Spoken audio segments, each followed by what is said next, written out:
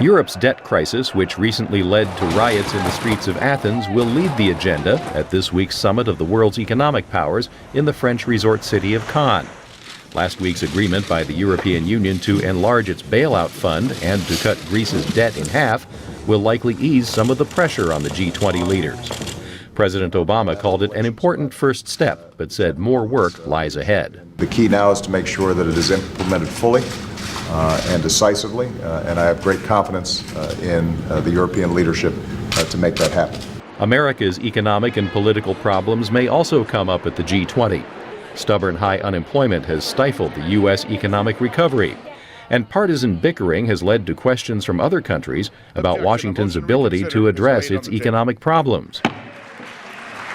White House Press Secretary Jay Carney assures the G20 partners that the president is making progress on these issues. So he carries with him to France the fact that we are pushing our Congress to act on these matters, and he comes as the leader of the largest economy in the world and a great friend and ally of a great many nations. Another of Mr. Obama's priorities in Cannes is to push for greater access to overseas markets for American exports. We've got to get into a posture where the U.S. is always going to be a big market, and we're going to welcome goods from all around the world, but we've also got to be selling goods around the world.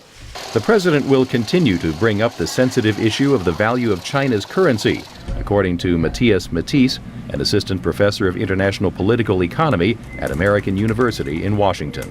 So basically the United States is the debtor country that thinks that the Chinese are exporting because of unfair trade practices, and then the Chinese think that the Americans basically print too much money and manipulate their economy that way. Scheherazade Rehman, the director of George Washington University's European Union Research Center, doubts that the president's views on China's currency will get much European support. They're so caught up in putting out their own fires that they can't fathom that this is a good time to bring up a currency war with China. From President Obama's point of view, this is a good time so he can show the American people that, look, we are going to do whatever we can to keep jobs at home. These and other issues will be covered in just 2 days. Mr. Obama and the other G20 leaders arrive in Cannes early Thursday and leave late Friday. Kent Klein, VOA News, the White House.